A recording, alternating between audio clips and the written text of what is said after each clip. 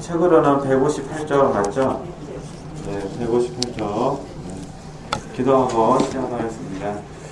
사랑하는 하나님, 참으로 감사를 드립니다. 주의 이름으로 저희들을 불러 모아주시고 함께 영생의 길을 도모할 수 있도록 은혜를 주심에 감사를 드립니다. 저희들의 생각과 마음을 붙들어 주시고 어찌하든지 날마다 주님을 위하여 정진할 수 있는 저희들이 될 수 있도록 인도하여 주시옵소서. 저희들의 작은 몸짓을 우리 하나님 기뻐 받아주시고 날마다 풍성한 은혜로 공급하여 주시옵소서. 예수님의 이름으로 감사하며 기도드립니다. 아멘. 네, 62번 이렇게 보도록 하겠습니다. 자신의 영적 활동이 자신의 일부나 밑에 있는 것에 관련되어 있는지, 자기 내면에 있으며 자신과 동등한 것과 관련된 것인지, 아니면 자기보다 위에 있으며 하나님보다는 밑에 있는 것에 관련된지를 아는 방법 한번 읽어가면서 보도록 하겠습니다. 문자적으로는 물질적인 의미를 가진 단어를 영적으로 이해하는 방법을 파악하는데 도움을 주기 위해서 영적 활동에 관한 몇 가지 단어의 영적 의미를 설명해 드리겠습니다. 그리하면 당신은 자신의 영적 활동이 자기보다 저급한 것이나 자기의 일부에 있는 것에 관련되어 있을 때, 당신의 내면에 있으며 당신과 대등한 것과 관련되어 있을 때, 그리고 당신보다 높은 곳에 있으며 하나님보다는 낮은 곳에 있는 것과 관련되어 있을 때를 분명하고 확실하게 알 수 있을 것입니다. 모든 물질적인 사물은 당신의 일부에 존재하며 따라서 당신보다 저급한 것입니다. 자, 이제 이렇게 이해하시면 됩니다. 우리가 이제 늘 배우시는 부분이니까 성령 하나님께서 영 안에서 역사하고 영이 혼을 주관하고 혼이 몸을 다스린다고 했잖아요. 이 몸은 환경을 통해서 영향을 받는다고 그러지 않습니까? 이제 일단 혼이라는 부분에서 봤을 때 우리가 생각과 마음과 의지라는 부분에서 봤을 때, 생각과 마음과 의지라는 이 부분에 있어서 이제 바르게 이해하는 겁니다. 네, 그래서 이제 성령 하나님께서 영 안에 역사하실 때 영은 안다라고 이제 말을 하고, 아는 부분이 혼에 내려왔을 때 혼이 생각과 마음과 의지를 통해서 영적인 세계를 이해한다라고 말을 합니다. 또 동시에 몸이 환경을 통해서 영향을 받잖아요. 그래서 몸이 환경을 통해서 영향받을 때 또 혼도 동시에 환경에 영향을 받은 몸의 상태를 이해한다라고 말합니다. 그러잖아요. 네, 그 이야기예요. 지금 보니까 모든 물질적인 사물은 당신의 일부에 존재하는, 이게 환경이잖아요. 그러니까 환경. 네. 따라서 당신보다 저급한 것입니다. 이런 부분이잖아요. 그러니까 환경이 아무리 좋고 어쩌니 그래도 결과적으로 목사님 보면은 나보다는 높지 못하다 그 말입니다. 그러잖아요. 예를 들어 지체댁에서 지금 살고 계시지만 아파트다. 아파트가 소중합니까? 내가 소중합니까? 내가 소중하죠. 내가 있으니까 아파트가 의미가 있지. 나 없는 아파트는 의미가 없잖아요. 안 그러세요? 아무리 강주에서 이제 어떤 생활하신 분들은 이제 젊었을 때도 충장로를 돌아다녔을 것이고, 지금도 가끔씩 거의 안 가시겠지만 영성하시고는 뭐 가시지 않으시겠지만은 혹시 이제 손자 손을 따라서 만약에 충장로를 간다. 그러면은 30년 전에도 있었고 50년 전에도 있고 60년에도 있었습니다. 아마 우리가 죽어도 계속 그 충장로는 있을 겁니다. 이름이 바뀌지 않는 이상. 그러잖아요. 그러나 그 충장로가 있다는 건 의미가 없잖아요. 내가 그 길을 걷고 있을 때 그 자리가 의미가 있는 거지. 그렇죠? 네, 이렇게 이해하시면 됩니다. 그래서 태양과 달과 별은 비록 당신의 몸보다 높은 곳에 있지만 당신의 뭐라는 거죠? 영혼 밑에 있습니다. 그래서 이걸 전에 우리가 사랑의 질서라고 표현했었거든요. 사랑의 질서. 그래서 제일 높은 곳이 이제 하나님이라고 했잖아요. 그 다음에 이제 물론 이제 사회에 이제 천사를 넣느냐 어떠냐 좀 이런 문제가 있는데 영적인 존재니까 그 다음에 사람이 있는 거잖아요. 그다음 사람. 그 다음에 그 밑에 이제 동물이랑 식물이 있다고 했잖아요. 그럼 그 아래에 뭐가 있겠습니까? 있으나 생명이 없는 것. 예, 의자라든가 그렇죠. 이런 식으로 그냥 사문제가 있습니다. 그러니까 동물, 식물은 생명이 있는 것. 그죠? 사물은 존재는 한데 생명이 없는 것. 그러잖아요. 그럼 이제 사람하고 동물, 식물하고 큰 차이점은 뭐냐면은 사람도 생명은 있잖아요. 근데 여기 이제 이성, 더 넓게는 영혼이 있느냐 없느냐 이렇게 보는 거죠. 이게 이제 당시의 어떤 그 가치 체계를 한 거예요.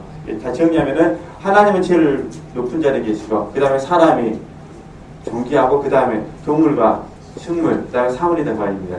이제 문제는 뭐냐면 동물과 사람을 같이 볼 거냐 그러잖아요. 사물을 사람과 같이 볼 거냐 아니면 사물을 더 중요하게 생각할 거냐 이럴 때 이제 범죄한다고 표현을 합니다. 어쨌든 그런 부분 아니니까 이 개념을 이해하시면 됩니다. 네, 그럼 다시 이렇게 읽어가면서요. 그래서 은혜로 말미암아 새롭게 되고 덕을 소유하고 있어 당신보다 깨끗한 천사들과 성인들도 원래 당신과 동등한 존재에 불과합니다. 그러니까 천사나 성인들 결국 사람이라는 범주에 포함이 되니까 원래는 어떻게 되는 거예요? 원래는 영적인 존재라고 천사니까 이게 같은 그룹이었다 이런 부분입니다. 근데 우리가 지금 천사를 더 흠모하고 성인들을 더 흠모하기 때문에 약간 높게 두는 것 뿐입니다. 이렇게 이해하시면 당신의 내면에는 본성적인 영혼의 능력들이 있습니다. 그중 중요한 세 가지가 보세요. 정신, 이성, 의지. 정신, 그다음에 정신, 이성, 의지. 네. 그러니까 이때 당시 사람들은 정신, 이성, 의지라 해가지고 이 부분을 영혼의 그 세 가지 그 활동으로 본 겁니다. 그죠? 그러니까 영혼의 능력들이 있는데 그중 중요한 세 가지가 정신, 이성, 의지고 부차적인 것은 뭐겠습니까? 상상력과 감각으로 봤다 이런 부분입니다. 그죠? 저희는 이제 주로 이제 영교, 양심, 직관으로 이렇게 보는 거잖아요. 그렇잖아요. 이런 뜻이 당신은 그렇다 그런 부분입니다. 네. 그래서 본질적으로 당신 자신보다 높은 것은 뭐라는 거죠? 하나님뿐입니다. 영적인 맥락에서 당신 자신이라는 단어는 당신의 몸이 아니라 뭘 의미하죠? 영혼을 의미합니다. 영혼. 당신이 행하는 일의 본질과 가치는 당신의 영혼의 능력들이 발휘되는 대상의 본질, 즉 그 대상이 당신보다 낮은 곳에 있는 것인지 당신의 내면에 있는 것인지 아니면 당신보다 고귀한 것인지에 따라서 뭐냐죠? 판단되어야 합니다. 이게 이런 부분입니다. 자, 우리 지체에게 다음에 이제 가치를 줄 때, 그래서 존중하는 마음을 준다라고 볼 때, 내 스스로가 사람이니까 내 영혼을 기준으로 했을 때, 몸 밖에 있는 사물이나 동물과 식물인지, 아니면 나 자신에 대해서 평가를 하는 건지, 아니면 하나님께 대해 영광을 돌리는 것인지, 내 자신이 알고 있어야 되는 이런 부분입니다. 그럼 이게 사랑의 지수라고 그랬잖아요.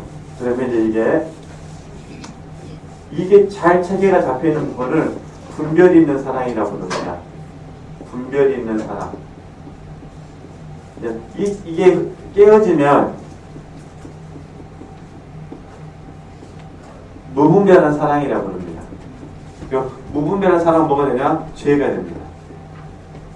이게 이제 우리가 영성적으로도 맞는 것 같아요. 그러니까 하나님, 사람, 동물, 식물, 그 다음에 사물 이러면 분별 있는 사랑이 되는 겁니다. 이게 깨어지면 무분별한 사랑이 돼서 죄가 됩니다. 그래서 저와 여러분이 하나님께 돌려야 될 사랑을 동물에게 돌린다. 그럼 뭐가 된다는 거예요? 이거는 죄가 된다는 거 말입니다. 그죠? 자, 정신은 아까 이제 정신, 이성, 의지 있었잖아요. 그래서 160조 정신은 원래 아주 큰 능력이기 때문에 어떤 의미에서 보면 그 자체는 결코 작용하지 않는다고 말할 수도 있습니다. 그러나 이성과 의지는 작용하는 능력이며 상상력과 감각도 그렇습니다.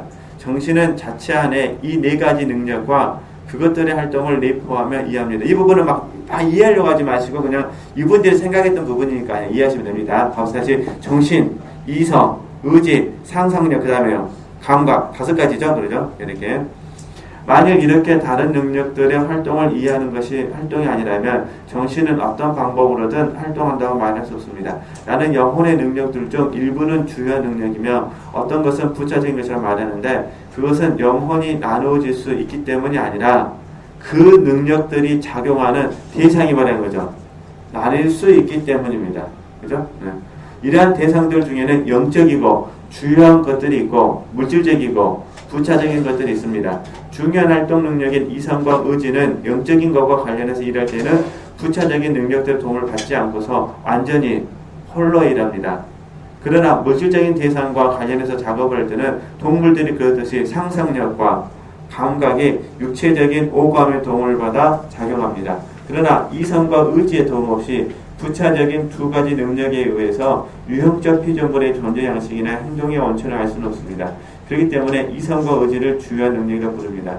그것들의 활동 무대는 물질적인 것이 아니라 순수하게 영적인 것입니다. 상상력과 감각은 육적인 도구, 즉 오감을 사용하여 육신 안에서 활동하기 때문에 부차적인 능력이라고 불립니다. 정신은 영적으로 그 자체 안에 나머지 능력들뿐만 아니라 그 능력들이 작용하는 대상들도 모두 포함하기 때문에 주요한 능력입니다. 그러니까 일단은 어렵게 생각하지 마시고 이런 부분에는 영적인 부분은 영적인 능력으로 분별을 해야 되고, 그죠?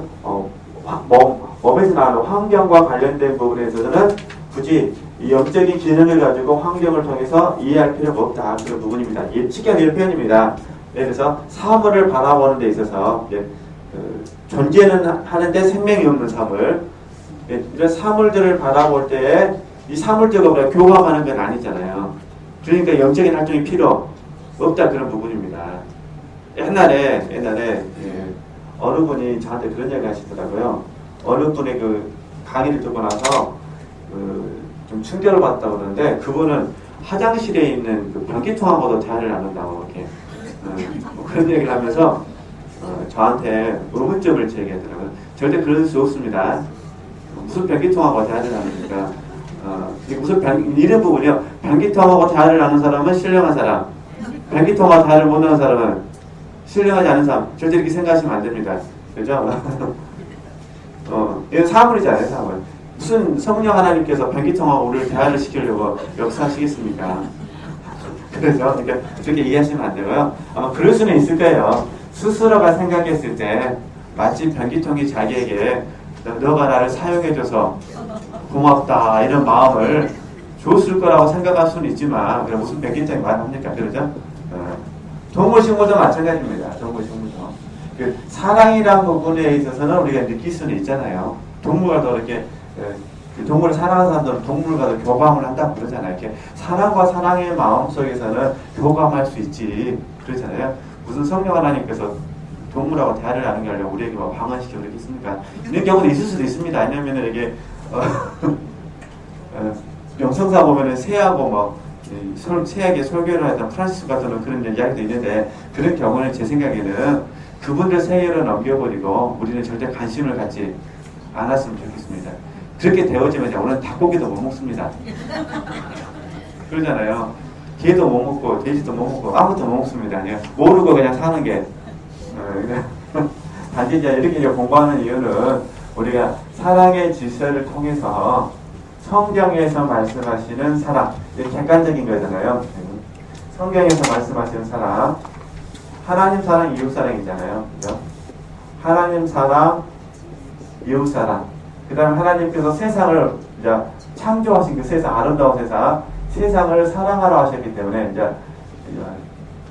하나님께 사랑하신 이 세상이라는 부분을 어떻게 사랑하실 것인가, 어떻게 질서 속에서 십자가를 통해서 어떻게 사랑하실 것인가를 공부하기 위해서 이런 공부를 하는 겁니다. 그래서 이렇게 다른 의미들은 부여하지 마시고 단지 우리 스스로가 봤을 때 내가 왜 하나님보다 사람을 더 사랑하면 악한 것인가, 왜 하나님께서 질투하시는가, 이 부분들을 이해하도록 도와주기 위해서 사랑의 질서라는 개념을 도입을 했다. 이 뜻이죠. 이게 사랑의 질서가 깨어지면 그 무슨 사랑이라고? 그거는 무분별한 사랑입니다. 무분별한 사랑은 하나님께서 기뻐하지 않으십니다. 그래서 악이다 그 말입니다. 그러니까 우리가 자녀를 사랑하되 질서 안에서 사랑하셔야 된다. 그죠? 혹시 배우자를 사랑하시되 질서 안에서 사랑하셔야 된다. 교육자를 사랑해 주시되 질서 안에서 사랑하셔야 된다. 그죠? 교회를 사랑하시되 어떻게 하셔야 돼요? 질서 안에서. 실질적으로는 우리가 이제 보통 많은 사람들은 이제 교회들은 다 예배당을 이야기하잖아요. 예배당. 원래는 예배당이 아닌데 주님의 몸이 교회인데. 근데 실질적으로 많은 분들이 교회의 사랑을 예배당 사랑으로 가버립니다. 그래서 평생 예배당만 살아가다가 정작 사랑해야 될 주님은 사랑하지 못합니다. 그러니까 예배당을 지키느라고 이러면 안 되잖아요. 네, 이렇게 이런 부분은 잘못된 사랑이다. 이렇게 이해를 하셨으면 좋겠습니다. 네, 그 다음에요, 이제 162쪽으로 가서요. 네, 계속해서 설명합니다. 이게 그냥 읽고만 넘어가면 될 것 같아요. 주요한 능력인 이성과 의지, 그리고 원죄 전후의 그것들의 활동을 좀 보도록 하겠습니다. 우리는 이성에 의해서 선한 것과 악한 것, 나쁜 것과 더 나쁜 것. 다시 좀 정리할까요? 네. 지금 우리가 뭐고 있었죠? 이성, 그다음 의지, 지성이었죠? 정신. 이 부분은 이분들이 생각했을 때 영혼의 능력이었다라고 이해를 하셔야 됩니다. 보통 우리가 생각하는 이 혼에서 나오는 지정의를 말하는 것이 아니라, 이해되시겠죠? 그러니까 지금 혼에도 지정의가 있듯이 원래 영혼도 지정의가 있습니다. 그러니까 영혼이 생각할 수 있고 영혼이 느낄 수가 있고 영혼이 의지를 갖습니다. 그래서 이제 혼의 지정의를 말하는 것이 아니라 영혼의 능력인 이성과 의지와 정신. 그래서 혹시 또 혼의 이성으로 오해하실까봐 그러지 않으시라고 부분해 드리는 겁니다. 다시 여기서 말하는 것은 영혼의 능력으로서 이성입니다. 다시 여기서 이성에 의해서 선한 것과 악한 것, 나쁜 것과 더 나쁜 것, 선한 것과 더 선한 것, 악한 것과 가장 악한 것, 좋은 것과 가장 좋은 것을 어떻게 하죠? 구분할 수 있다 그러잖아요. 근데 그렇게 보면은 이 이성이 뭐가 같냐면은 우리식으로 말하면 양심의 기능과 비슷합니다. 지금 그러죠? 네. 우리 양심을 통해서 선악을 분별하잖아요. 그죠? 하나님의 선하심과 또 이 세상의 악함에 대해서 구분하니까. 그죠? 인간이 범죄하기 전에는 이성은 자연스럽게 이 모든 일을 할 수 있었습니다. 그러나 이제 언제로 말미암아 이성의 눈이 멀었기 때문에 은혜로 말미암아 눈이 밝아질 때에만 이 일을 할 수 있습니다. 그러잖아요. 양심이 그러잖아요. 양심이. 선악과를 먹은 결과 양심이 하나님과 앞에서 작용하지 않게 된 거잖아요. 근데 예수 그리스도로 말미암아 영혼이 거듭난 순간에 양심이 다시 살아나잖아요. 그죠? 그래서 양심은 하나님과 하나님의 말씀 앞에서 반응을 합니다. 혼의 양심은 하나님과 하나님의 말씀 앞에서 반응하는 것이 아니라 세상 윤리에 의해서 반응합니다. 혼의 양심은 세상 윤리에 의해서 합니다. 그러니까 예를 들어서 저 여러분은 뭐 대부분 담배를 안 피니까 만약에 담배를 피워서는 안 되는 곳에서 담배를 피다가 만나서는 안 될 사람을 만났습니다. 그러면 얼굴이 화끈해지지 않을까요? 제가 담배를 안 피는데 하도 호기심이 생겨갖고 뭘 한 대 피웠어요. 거기서 이계 목사님 만나버려서 예를 들면 제가 얼굴이 화끈하지 않을까요? 화끈하죠? 그것은 제 양심이 화끈한 것이 아니라 뭐 해보겠습니까? 지금 우리 교회 안에 있는 교회 규칙에 의하면 목사는 담배를 피워서는 안 된다는 이런 규칙에 의한 양심이죠. 하나님 앞에서 양심이 작용했다면 처음부터 해서는 안 되죠. 호기심이라 하더라도. 이해되시죠? 단지 우리는 이제 이런 거 이제 구분하실 수 있을 것 같아서 이제 지우고요. 네, 다시 보도록 하겠습니다.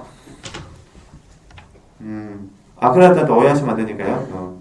담배 피웠다 해서 구 못 받은 거 아닙니다. 혹시 우리 남편분들 담배 피운다 해서 저 지옥 걸로 부르시면 안 되고 기도하시면 좋겠습니다. 건강을 위해서 안 피시도록. 네. 그 다음에 처음부터 다시 보겠습니다. 이제 이성은 양심과 비슷한 것 같다. 우리는 이성에 의해서 선한 것과 악한 것, 나쁜 것과 더 나쁜 것, 선한 것과 더 선한 것, 악한 것과 가장 악한 것, 좋은 것과 가장 좋은 것을 구분할 수 있습니다. 인간이 범죄하기 전에는 이성은 자연스럽게 이 모든 일을 할 수 있었습니다. 그러나 이제 언제로 말미암아 이성의 눈이 멀었기 때문에 은혜로 말미암아 눈이 밝아질 때만 이 일을 할 수 있습니다. 이성과 이성이 작용하는 대상은 정신 안에 포함되고 그 안에서 이해됩니다. 그죠? 예. 어쨌든 이분은 좀 정신에도 구체적으로 말씀하시는데 정신은 이성과 의지를 포함하고 있다라고 지금 말하고 있는 거잖아요. 그죠? 그 다음에 의지를 보겠습니다. 의지는 이성에 의해 확인된 선을 선택할 때 발휘되는 능력입니다. 우리는 의지를 통해서 하나님을 사랑하고 바라며 마침내 완전한 동의와 흡족함 안에서 하나님 안에 안식하게 됩니다. 인간이 범죄하기 전에는 의지는 사물의 참된 가치를 감지하는 능력을 가지고 있었기 때문에 무엇을 선택하는 일이나 살아가는 데 있어서 그리고 어떤 일을 하는 데 있어서 미혹되는 일이 없었습니다. 그러나 이제는 은혜로 말미암아 힘을 얻어야만 그 일을 할 수 있습니다. 이제 의지는 원죄에 물들었기 때문에 겉으로는 선한 것 같아 보이지만 실제로는 악한 것을 선한 것으로 여겨 받아들이기도 합니다. 정신은 본질적으로 의지와 의지의 대상을 포함하여 이해합니다. 이게 의지라는 부분은 이렇게 이해하시면 됩니다. 오남의 문제고 그 다음에 선택의 문제다. 그러니까 무엇을 원하느냐가 중요하잖아요. 무엇을 원하느냐. 무엇을 원하느냐. 쉽게 말해서 하나님을 원하느냐, 나를 원하느냐 이런 거잖아요. 그 다음에 어떻게 선택할 것이냐. 그죠? 이런 부분들은 이제 이전에는 전혀 문제가 없었는데 범죄함으로 말미암아 이 의지의 문제가 혼란스러워졌다. 그 이유는 아주 간단합니다. 선악과를 따먹은 결과 사람의 마음속에는 이제 언제 다 배우셨으니까 지성이 들어오게 됐고, 그 다음에 선악과를 따먹었던 동기가 뭐냐면 교만이지만 그 교만을 부추겼던 게 뭐냐면 하나님처럼 되고 싶었던 거잖아요. 그렇죠? 그러니까 하나님처럼 되고 싶었고 동시에 세상을 사랑하는 마음이 들어오게 된 겁니다. 그러니까 사람 태어날 때부터 원죄를 갖고 태어나면서 동시에 어떻게 되느냐, 하나님처럼 선하게 대해서 알고 싶어하는 마음과 그 다음에 세상을 얻고 싶어하는 마음이 들어옵니다. 이걸 저희들이 세상을 사랑하는 마음으로 이제는 제가 현세욕이라는 단어로 설명한 적이 있습니다. 네. 그러니까 항상 우리의 의지는 영적인, 당연히 영혼의 입장에서 의지는 누구에게 선택하겠습니까? 하나님을 선택하려고 하겠죠. 영혼에서는. 그러나 우리 혼의 의지는 하나님보다는 뭐가 더 좋겠습니까? 세상을 더 가고 싶죠. 그렇잖아요. 이게 끊임없는 싸움입니다. 이것을 그래서 이제 갈라디아서 말씀에서는 소욕으로 표현하잖아요. 성령을 쫓아 행하라. 그러면 육체의 소욕을 이야기하면서 성령의 소욕과 육체의 소욕이 이렇게 다툼으로 말미암아 서로 이렇게 이런 말씀이 있잖아요. 갈라디아서 5장 16절 17절 말씀. 그렇기 때문에 이 소욕이라는 부분이 이런 부분입니다. 그러니까 하나님은 끊임없이 우리 영혼 안에 성령의 소욕을 넣어주시고 그 다음에 동시에 우리 육신은 그걸 통해서 내가 행복해지고 싶고, 어떻게 보면 야곱의 아픔도 그건지도 모르겠습니다. 하나님께서 성령의 소욕을 주셨는데 그 성령의 소욕에서 불타는 겁니다. 불타는데 꼭 결과적으로 누굴 취하는 겁니까? 나를 취하는 겁니다. 내 유익. 그렇잖아요? 그러니까 하나님께서 주시는 목적보다는 그걸 통해서 내가 얻게 되어질 나의 어떤 행복들을 선택을 하게 되는 거죠. 이게 우리 기독교인들의 고민이 부분인데 저희도 그러잖아요. 이런 부분들을 이해하면은 교과서를 이해하는 데는 어려움이 없을 것 같습니다. 네. 그 다음에요. 진도가 돌아가면 좋습니다. 그러시죠? 그냥 이해만 하고 넘어가셨으면 좋겠어요. 네. 그 다음에 164쪽 상상력이란 존재하는 사물이나 존재하는 사물의 영상을 만들어낼 때 사용하는 능력입니다. 상상력 자체 그리고 그것이 만들어내는 영상들은 정신 안에 포함됩니다. 아담이 범죄하기 전 상상력은 마치 종처럼 이성에 순종했기 때문에 눈에 보이는 피조물에 대한 보기 흉한 영상이나 영적 피조물에 대한 공상적인 영상을 이성에게 제시하지 않았습니다. 그러나 지금은 그렇지 않습니다. 자, 그럼 이걸 정리를 하면은 이렇게 이해하시면 됩니다. 다시. 네. 여기 보면은 이렇게 저희들이 늘 하는 말씀을 적용하면은 이성에게 순종이라고 했잖아요. 이성. 그러니까 여기 기능이잖아요. 그러니까 혼에서 상상력이 나오는 것이기 때문에 그러잖아요. 감각들이 나오는 거기 때문에 그래서 이 상상력이 이성, 영에 의하여 통제를 받았을 때는 문제가 없었다 그런 부분입니다. 그런데 이 상상력이 영에 의해서 통제를 받지 않게 되면 어떤 현상이 생기냐, 교제와 상관없이 먼저 잠깐 말씀을 드리면은 이런 부분입니다. 혼에서 상상력이 나오기 때문에 이 상상력이 실제로 믿는 겁니다. 실제 상상력이 이거 상상력을 사실로 믿는 겁니다. 사실 속에서 어떻게 하는 거예요? 이제 판단을 하는 겁니다. 그렇잖아요. 그러니까 영의 통제를 받지 않으면 이 상상력은 하나님과 상관이 없는 겁니다. 하나님과 상관없으니까 이 사실도 뭐가 되겠습니까? 하나님과 상관이 없는 겁니다. 그러니까 하나님과 상관없는 상상력을 가지고 판단하니까 이 결국 선악과를 먹고는 똑같습니다. 쉽게 말해서 내가 보기에 그가 틀린 사람이면 틀린 사람이고 내가 보기에 그가 나쁜 사람이면 나쁜 사람이다 이 말입니다. 그죠? 자, 그럼 좀 더 볼까요? 네.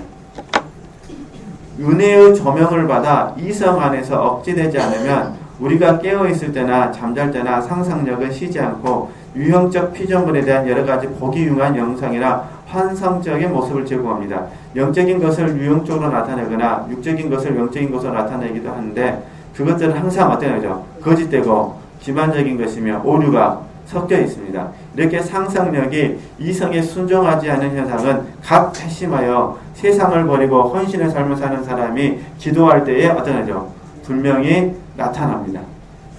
그러니까 기도할 때에 만약에 혹시 이런 상상력 속에서 하나님을 이해한다거나 마귀를 이해한다거나 그러잖아요. 그랬을 때 이 부분이 말씀에 기초하지 않는다면 하나님의 말씀에 기초하지 않는다면 뭐가 되는 거는 문제가 된다 그런 부분입니다. 그래서 우리가 계속해서 항상 체험이 있으면 그 체험에 대한 분별이 필요하다고 말씀하는 겁니다. 분별한다는 건 잘 아시는 것처럼 검증하는 거거든요. 검증돼야 돼요. 뭐에서 검증되느냐? 진리, 말씀에 의해서 검증되거나 영적인 멘토에 의해서 검증됩니다. 이해되셨죠? 그러니까 말씀과 먼저 이 길을 걸어간 내가 존중하는 영적 멘토에 의해서 검증되어서 그게 아니다고 여겨지면 그럼 어떻게 되냐? 자연스럽게 그 체험을 버려야 됩니다. 그렇죠? 근데 이제 못 버리면 어떻게 되느냐? 그러면은 그걸 나는 그걸 받아들이게 되면 이게 나중에 체험이 습관이 되어버립니다. 그러니까 하나의 인격이 되는 거죠. 그 사람에게 있어서. 그죠? 이게 이제 저희들이 고정관념이라고 부릅니다. 고정관념. 그래서 이 고정관념 안에서 계속해서 이제 말씀을 받아들이게 되는 겁니다. 그러니까 내가 받아들이고 싶은 것만 받아들이는 겁니다. 내가 못 받아들이는 것은 아예 받아들이지 않고. 그죠? 이렇게 해서 이제 만약에 이제 신앙생활 해도 문제고, 이런 분들이 지도자가 돼도 문제고, 또 영적인 이야기 아니더라도 가정에서 애들이 이렇게 성장하게 되면은 그 사람은 커서도 마찬가지입니다. 그죠? 절대 상대방 말을 들으려고 하지 않습니다. 언제 듣고 싶냐? 내게 필요할 때만 듣고 싶습니다. 이럴 때도 문제가 되니까 이렇게 해서 볼까요? 영적인 일에 관해 즉 자신의 비참한 상태나 우리 주님의 인성과 순환 등에 관해서 계속해서 묵상할 때 그의 상상력이 은혜의 조명을 받아 이성 안에서 크게 통제되지 않으나 그는 여러 가지 생각과 공상 그리고 상상력의 조명과 호기심 때문에 정신에 새겨진 여러 가지 심상들을 제거할 수 없습니다. 이러한 불순종은 언제로 말미암아 뭐라고 하죠? 고통스러운 결과입니다. 이런 부분들을 그래서 이제 그 수도사들이 경계했던 부분은 그런 부분이에요. 체험 자체를 경계했다기보다는 체험을 바르게 해석하지 못하는 사람들에 대한 경계죠. 그 사람들 알고 영적인 체험을 바르게 해서 영적인 진보로 나아갈 수 있도록 해야 하는 부분입니다. 그렇죠? 네. 자, 뭐 하나 이제 모순계설을 말씀드리면 만약 우리 지체들께서 전에 막 은혜를 받으셨을 때 예를 들면은 내가 선교사로 나가기로 소원을 드렸다. 소원까지 아니더라도 선교사가 됐으면 좋겠다라는 마음을 가졌다고 한번 생각해보라 했습니다.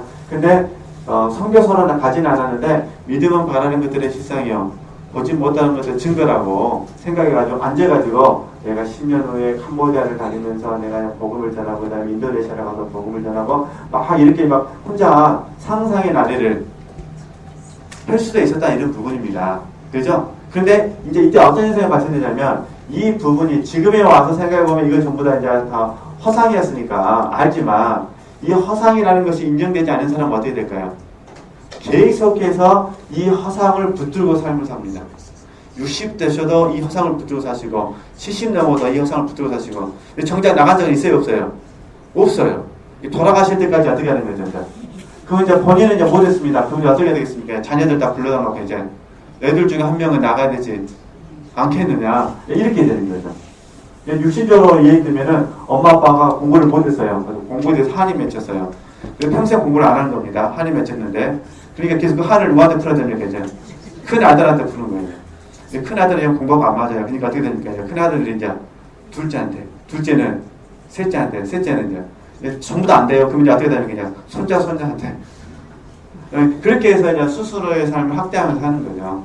이렇게 될 가능성이 많이 있다. 이제 166절 보도록 하겠습니다.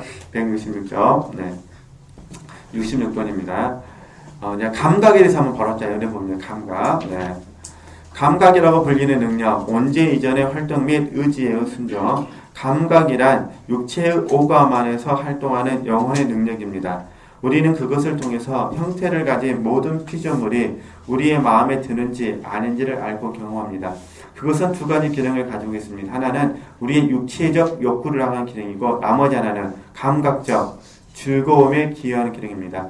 우리 몸에 필요한 것이 결여되어 있을 때 불평하며 우리가 자기 몸에 필요한 것을 추구할 때 우리의 쾌락을 충족시키는데 필요한 것 이상을 취하라고 충동질하는 것은 바로 이것입니다. 이 능력은 우리 마음에 드는 사물을 박탈당했을 때 불평하며 그러한 사물을 소유하고 있을 때에 크게 기뻐합니다. 그러시죠? 네, 저도 그러잖아요. 네. 우리를 불쾌하게 하는 것이 있으면 감각은 괴로워하며 없으면 크게 기뻐합니다. 이 능력과 이 능력의 작용 대상은 정신 안에 포함됩니다. 인간이 범죄하기 전에 감각은 종처럼 의지에 순종했습니다. 의지에. 따라서 육체적인 피조물에 대한 무절제한 혐오감이나 호감 또는 영적인 원수가 육신의 오감 안에서 유도한 날조된 영적 즐거움이나 고통 등을 의지에게 제공한 적이 없습니다. 그러나 지금은 그렇지 않습니다. 그것은 은혜로 말미암아 의지 안에서 통제되어 원죄의 고통, 이것은 육신에 필요한 것의 부재 또는 영에 유익하지만 불쾌한 것의 존재 안에서 경험됩니다.를 온유하게 받아들여야 합니다. 그리고 육신에 필요하고 즐거움을 주는 것들을 경력적으로 찾아다니거나 영적으로 유익하지만 불쾌한 것이 부재할 때 지나치게 좋아하는 것을 억제할 수 있어야 합니다. 그렇지 않으면 마치 돼지가 진흙 속에서 뒹굴듯이 그것은 자체의 비참하고 분방함, 이 세상과 더러운 육체의 쾌락 속에서 뒹굴 것입니다. 그 결과 우리의 삶 전체는 인간적이고 영적인 삶이 되지 못하고 동물적이고 육력적인 삶이 됩니다. 이게 어쨌든 계속 이전에도 목요 예배 시간에 담임 목사님들도 들으셨지만은 서역 자체가 목마름이라고 비유를 한다면 목마름 자체를 부정하려고 해서는 안 된다 그 말입니다. 목마름 자체를 부정하려고 해서는 안 되고 어떻게 하면 이 소역을 우리가 잘 다스릴 수 있을 것인가 이런 부분입니다. 근데 통상적으로 이게 혼적인 사람들은 혼의 이성으로 다스리죠. 그러잖아요. 우리는 영적인 사람들 경우를 하니까 우리는 어떻게 다스리는 거죠? 성령의 능력으로 다스리는 거죠. 이 차이점만 있을 뿐이에요. 네. 그러니까 어떤 분들은 혼의 이성을 통해서 잘 다스리고 그래서 이성을 극대화시키기 위해서 공부를 하잖아요. 그죠? 또 돌을 닦는다고 이렇게 부르기도 하고 그러나 우리는 이것보다는 어떻게 하면 성령의 능력 안에서 우리가 이 소욕을 다스리는 거잖아요. 그죠? 없기를 절대 바라시면 안 된다 그 말입니다. 그러잖아요. 연세 많이 드신 분들도 먹고 싶은 욕구가 있어야 건강하시잖아요. 먹고 싶은 욕구가 없어지면 어떻게 됩니까? 부실해지시잖아요. 그죠? 네, 그러니까 또 너무 또 잘 드신다고 괴로워하지 마시고 네. 그러죠. 잘 먹어도 문제고 못 먹어도 문제지만 잘 먹는 게 낫습니까? 잘 먹어서 문제가 생기게 낫습니까? 못 먹어서 문제가 생기게 낫습니까? 쉬운 문제가 아닌 것 같아요. 네, 그 다음에요, 67쪽. 네, 그런데 수도사들의 입장에서 봤을 때는 이 문제가 굉장히 중요한 겁니다. 네, 왜 그러냐면은 이렇게 다 잘 아시는 것처럼 이렇게 남자들끼리만 산다, 이렇게 여자들끼리만 산다. 그러면 그 몸 안에서 나타나는 여러 가지 그 호르몬의 그 작용이 있기 때문에 그런 모든 작용들을 질서정연하게 통제를 해야 됩니다. 그리고 또 잠깐 또 잘못된 일이 있고 그 와중에서도 그 수도 생활을 못 이겨내 가지고 또 해서는 안 될 일을 하신 분들도 있기 때문에 그러니까 예를 들면 이런 거죠. 수도원에 들어와서는 안 될 책들이 들어올 수도 있고 그러잖아요. 삶을 살다 보면 또 이렇게 전에도 말씀드린 것 같지만은 여자 수도원에 가가지고 남자 수도원들에 가서 수도사들 집을 지어줬습니다. 집을 주다가 우연찮게 마음에 꽂혀버릴 수도 있지 않습니까? 그러잖아요. 그러면 다시 돌아와가지고 계속 돌을 닦고 있는데 이해되시죠? 돌을 닦고 있는데 마음속에 누가 생각나는 거죠? 그 예쁜 수녀님이 생각나면 한잔 왔으니 한잔이 않겠습니까? 젊은 청춘들이 안 그런가요? 그러니까 얼마든지 그러니까 이런 부분들을 통해서 계속해서 어떻게 하는 거죠? 좋아하는 마음을 가진 건 어쩔 수가 없지만 그런 마음들 계속해서 주를 위해서 여러분들은 홀로 살기로 독신으로 살기로 부름을 받았으니까 이런 부분을 쳐서 복종시켜야 되지 않겠느냐 이런 부분이죠. 네. 앞으로 우리나라도 자연스럽게 이런 부분들이 이제 줄어들지 않겠습니까? 왜냐하면 서양의 복지를 가르게 하는데 그러듯이 좀 이때 당시에는 어쩔 수 없이 이런 방법으로서 이 수도 공동체를 꾸려갈 수밖에 없었고 또 이런 부분들은 정신적인 가치이기 때문에 영적인 가치이기 때문에 이런 부분을 도를 잘 닦으신 분들을 우리가 완덕에 이르렀다 이렇게 불렀습니다. 그러니까 아까 상상력이 있었잖아요. 상상력, 감각. 그러니까 상상력과 감각을 잘 다스리는 사람, 그죠? 그 다음에 이성, 그 다음에 정신, 정신이 맨 위에 있잖아요.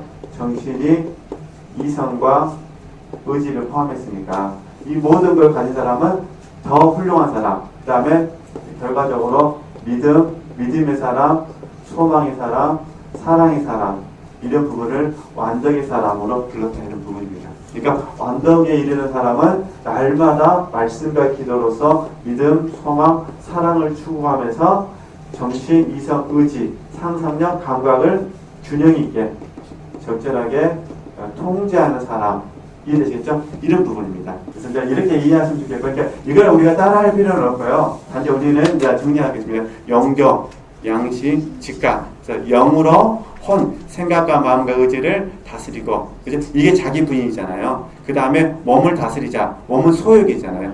상상력, 그 다음에 감각. 우리가 지금 이렇게 혼을 다스린 건 자기 부인, 몸을 다스린 거는 자아 부정 이렇게 배웠으니까 일단 누가 하시냐? 성령이 영 안에 사신다. 이것만 이해하시면 될 것 같고요. 내용적인 부분들은 좀 이렇게 그냥 이해 안 되시더라도 넘어가시면 이게 되실 것 같습니다. 이제 다음 주에 67번 또 계속해서 설명하겠습니다.